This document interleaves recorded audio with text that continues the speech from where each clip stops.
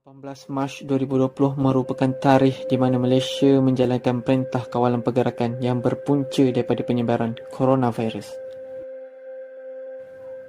Ekonomi Malaysia yang dulunya stabil kini jatuh akibat wabak ini. Rakyat tidak dibenarkan untuk keluar daripada rumah bagi mengasing dan mengekang wabak ini. Jalan raya yang dulunya sibuk dengan kesesakan kini lekang daripada hiruk pikuk kenderaan.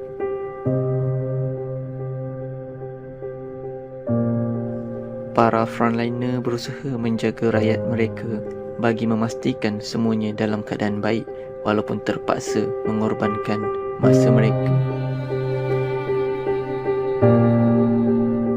Harga minyak yang dahulunya meningkat kini jatuh semula akibat kurangnya permintaan.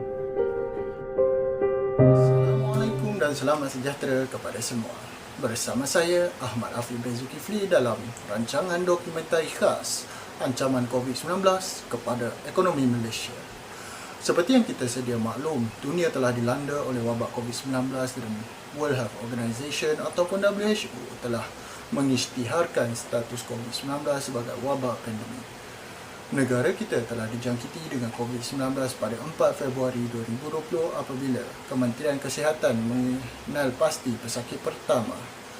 Kes jangkitan mula menaik secara mendadak selepas itu dan menyebabkan kerajaan Malaysia mengambil langkah drastik dengan memperkenalkan Perintah Kawalan Pergerakan bagi membendung wabak ini daripada terus menular pada 18 Mac 2020. Hal ini telah menyebabkan hampir semua jenis perniagaan perlu ditutup ataupun diberhentikan secara seketika sehingga mendapat arahan oleh pihak berkuasa. Peniaga-peniaga kecil berada di dalam dilema kerana kebanyakan mereka mengharapkan hasil jualan harian untuk menyara hidup mereka, namun harus patuh arahan yang diberikan atau akan disaman. Dan saman ini adalah amat besar bagi mereka.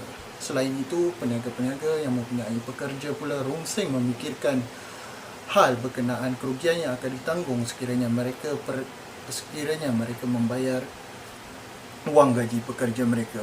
Selain itu, mereka juga perlu memikirkan sewaan tapak premis perniagaan mereka. Banyak jenama terkemuka yang telah mengisytiharkan muflis ataupun menutup perniagaan mereka akibat Perintah Kawalan Pergerakan ini. Antara jenama yang terkemuka yang telah berbuat demikian adalah Aldo, Muji, Esprit, H&M, Victoria, Zara dan banyak lagi. Trend ini dapat diperhatikan oleh orang ramai jika mereka melihat kepada deretan-deretan kedai di dalam pusat beli belah apabila banyak perniagaan yang telah menurunkan papan tanda mereka untuk memaklumkan akan penutupan perniagaan mereka.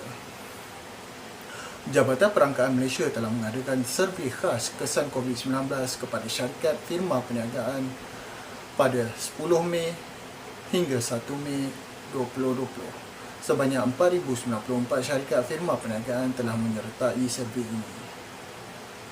Antara syarikat yang menyertai survey ini adalah 43.4% daripada mereka adalah syarikat berstatus mikro, manakala 40.4% adalah syarikat berstatus kecil. Antara hal yang merungsingkan yang dapat dilihat daripada laporan yang telah diberikan oleh mereka adalah sebanyak 67.8%, iaitu majoriti firma perniagaan tidak mempunyai pendapatan semasa pelaksanaan PKP ini, manakala selebihnya adalah sebaliknya. Dan sebanyak 53.4% perniagaan dilanda masalah kewangan dan hanya mampu bertahan selama 1 hingga 2 bulan sekiranya mereka membayar gaji pekerja mereka.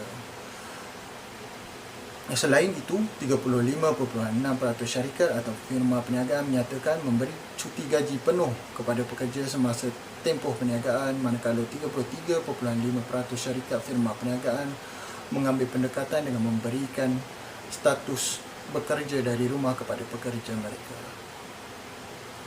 Pembayaran gaji mendominasi isu cabaran yang dihadapi oleh syarikat-syarikat perniagaan dengan 76.6%. Oleh itu, ikuti wawancara khas kami bersama rakan sekerja kami di lapangan bersama dengan peniaga-peniaga kecil dan juga peniaga-peniaga di atas talian bagi meneruskan isu-isu ini. Terima kasih. Jadi kami akan menemu ramah seorang pengurus perniagaan bagi sektor pemakanan. Okay, Assalamualaikum warahmatullahi wabarakatuh. So hari ini saya Raf dan Mustaqim. So kami akan pergi untuk bertemu ramah dengan pengurus Kafe Mas Selera yang terletak di Banyu.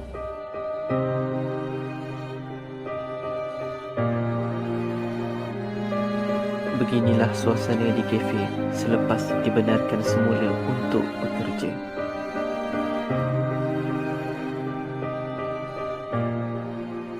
Sebagai seorang peniaga, saya punya perniagaan memang terjejas agak teruk, terutama di awal fasa PKP sekitar bulan Mac tahun ni. Memang improve setakat ni tapi masih ada kesan. Okey, tentang pengurusan semuanya normal sebab saya dah 2 tahun setengah lebih kurang berniaga. Secara normalnya semua okey sebab kita tak terhad dari segi masa. Okey, selepas sebelum COVID, sebelum PKP, kita buat normal hour lah, masa dia dari pagi sampai ke petang. Selepas PKP, kita ada terjejas sikit dari segi waktu perniagaan yang menjejaskan juga keseluruhan perniagaan. First, perniagaan terjejas teruk sebab dari segi waktu, kalau kita ingat bulan Mac hari tu ada panic buying. Okey. Bila ada panic buying, so kita ada masalah lah dari segi supplier sebab supplier jadi Perintah Kawalan Pergerakan tu menyekat pergerakan supplier juga. So dia mendatangkan efek juga kat kita. So kita nak dapatkan bekalan. So bekalan akan jadi shortage lah. Shortage dari segi bekalan. Yang kedua, pergerakan kita sendiri sebab kita ni di bawah sebagai vendor. So selagi kita tak ada surat yang mengesahkan kita menjalankan perniagaan yang sah, so kita punya pergerakan pun akan jadi terbatas. So saya tak langsung saya paksa bercuti selama beberapa hari waktu PKP peringkat awal dahulu. Ya, pada peringkat awal saya memang terjejas, terutamanya 2 minggu terawal iaitu PKP 1. Lepas tu kita dah dapat satu surat yang mengatakan kita daripada pihak pengurusan bank, sebab kita berniaga dari bawah bank. So kita lepas dah dapat surat, kita dapat menjalankan perniagaan. Walau bagaimanapun, kita punya prospek perniagaan ialah orang yang bekerja, dan orang yang bekerja tu pula diberi satu arahan iaitu bekerja dari rumah, work from home. So ia secara tak langsung menjejaskan perniagaan. Mula-mula kita ada kita buat satu proses briefing lah kepada semua staff yang kita akan maklumkan semua segala apa yang tak boleh, apa yang boleh. Itu SOP lah, SOP. Terutama sebab kita dalam bidang makanan, sensitif sebenarnya dari segi SOP ni. Yang kedua, memang kita dah dikawal selit oleh pihak bank ni sendiri dari segi SOP. So kita dalam bank ni memang penguasaan dia agak ketat. So jadi saya tak rasa SOP ni ada satu masalah lah. Memang tak ada masalah, alhamdulillah. PKP macam saya cakap, kalau saya boleh letakkan satu graf lah. Graf dia memang merudum bulan 3, bulan 4, bulan 5. So sekitar bulan 6 disebabkan pelonggaran PKP, peringkat pemulihan. So kat situ kita dapat lihat graf tu meningkat walaupun perlahan sehingga sekarang. Walau bagaimanapun dia tak melepasi lagi satu peringkat di mana kita seperti awal tahun, sekitar bulan 1, bulan 2 kita tak dapat lagi achieve target tu. Tak ada langsung peningkatan, tak ada langsung pengurangan, normal sebab kerajaan dah kawal dah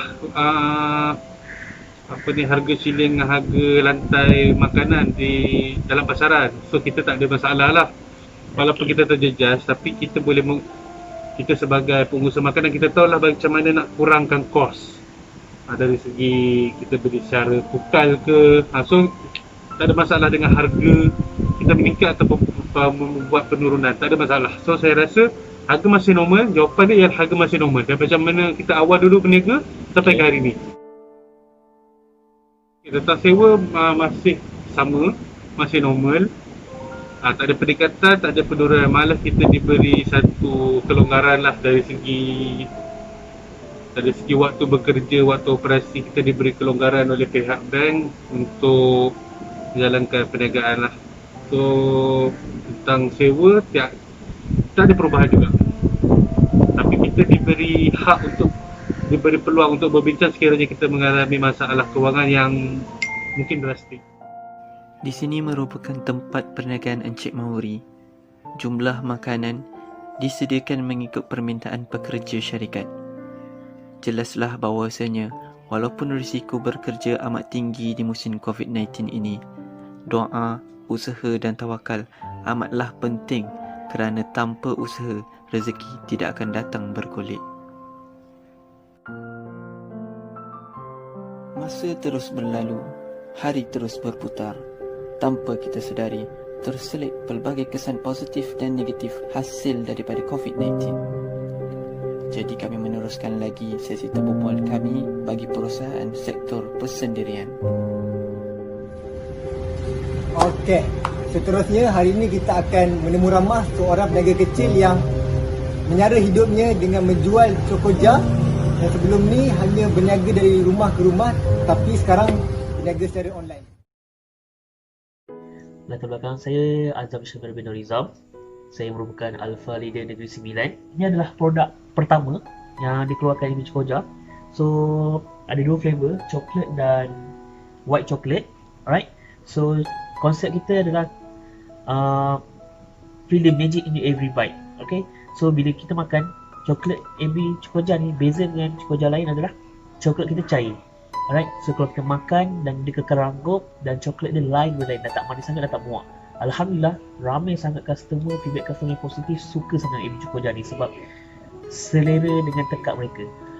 Saya start pada 30 Januari. Akhir bulan 1 saya start. Dan masa tu saya bergiat secara aktif dalam bisnes AB Cokoja. So saya belajar dengan satu persatu daripada bawah sampai habis, dari zero insyaAllah ke hero. Waktu PKP, waktu tu adalah waktu paling genting yang pada mulanya tiada sale langsung. Okey, waktu AB Cokoja jatuh dan kami ni sebagai team sale, sebagai agent memang stop AB Cokoja sebab kilang pun tutup. Dah sebulan lepas tu kilang mula beroperasi dan waktu itulah kami mula naik satu persatu. Alhamdulillah, waktu PKP permintaan AB Cokoja sangat banyak. Waktu itulah AB Cokoja melonjak naik sampai ke saya tetap juga buat sale, alright, buat sale tapi secara online. Saya selalu bisnes secara offline sebelum ni, tapi dengan waktu PKP tu kita cuba inovasikan konsep dan strategi, kita menggunakan kaedah online. So saya post story, post status dekat IG, dekat status WhatsApp, dekat FB, dan alhamdulillah majoriti hampir 90% atau 99% manusia duduk dekat rumah kan. So memang permintaan time tu memang sangat tinggi sampai kita ni HQ tak dapat support stok AB Cokoja tu. So memang sangat menarik lah time tu. Mana kita ada buat post, ada buat COD dan kita ada self pick up. Maksudnya kalau agent atau customer yang berdekatan boleh pick up dekat rumah atau dekat tempat center kita boleh pick up. Kalau yang jauh tu kita post atau kita COD. So setiap kita ikutlah permintaan, kita akan deal dengan agent, dengan customer macam mana proses yang dia nak lah. Okay. So dalam strategi ni majoriti sekarang ni kita sedang bergiat aktif untuk membina, untuk merekrut lagi ramai lagi ejen, dan kita nak rekrut ramai tim dalam tim AB Cokoja ni, terutamanya student. Sekarang ramai majoriti student yang akan masuk belajar di universiti.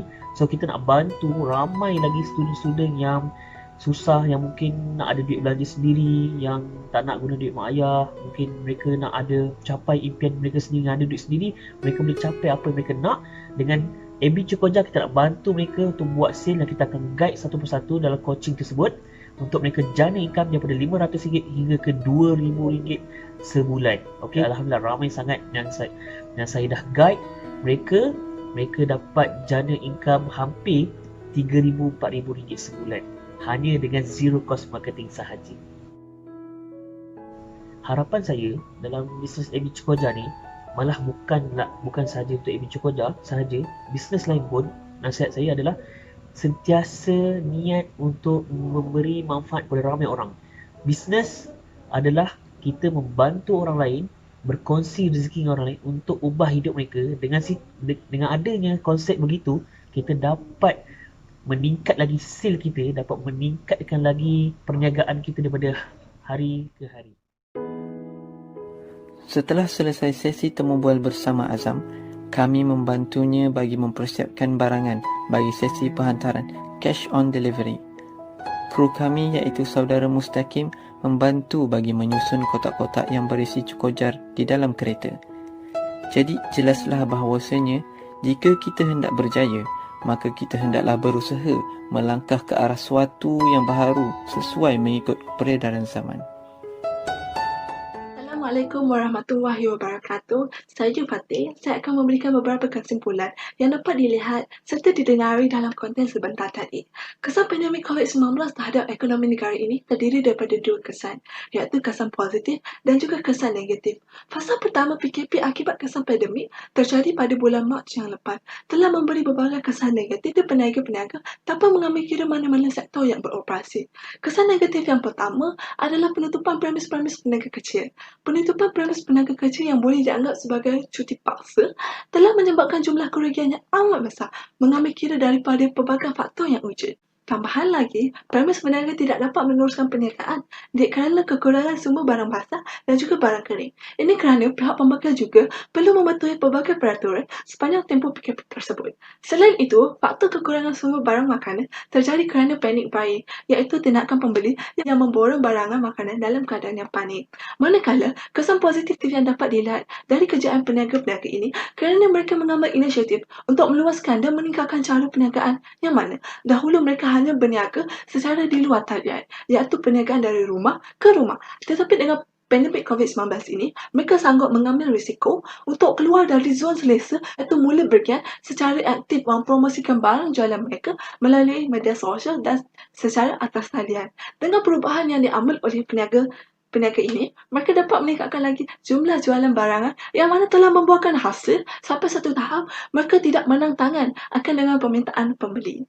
Kesan permintaan yang tinggi daripada pembeli secara tidak langsung dapat membantu peniaga berjaya mengembangkan lagi ekosistem bagi orang lain dalam mencari mata pencarian dan meneruskan kehidupan dalam keadaan pandemik ini, serta dapat memberikan kesan yang baik terhadap ekonomi negara.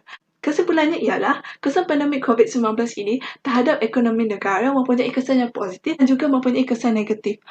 Sesudah wabak ini mula terkawal, tindakan kerajaan untuk melonggarkan kawalan pergerakan dijangka dapat memacu semula aktiviti ekonomi negara tetapi dengan kelaziman yang baharu. Semoga ekonomi negara kita cepat bangkit. Kita boleh menang.